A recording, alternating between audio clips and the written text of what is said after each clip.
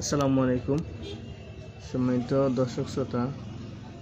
এই যে আমরা একজন পাইলসের চিকিৎসা করেছিলাম যত 5 দিন পূর্বে, আজকে পাইলসের মাংসটা সম্পূর্ণ বের হয়েছে আলহামদুলিল্লাহ। তো ভাইয়ের কাছ থেকে আমরা সামান্য কথা শুনবো। যে ভাই কেমন আছেন? ভালো আছে। এটা কি কিসের মাংস? গ্যাস। এটা কি আপনার? জি। বিশ্বাস হয়েছে? বিশ্বাস হয়েছে। আচ্ছা আচ্ছা, আপনি চিকিৎসার পরে কোন সমস্যা হয়েছে আপনার অফিস করতে? জি না, স্বাভাবিক স্বাভাবিক অফিস করতে পারছি কোনো সমস্যা হয়েছিল কি?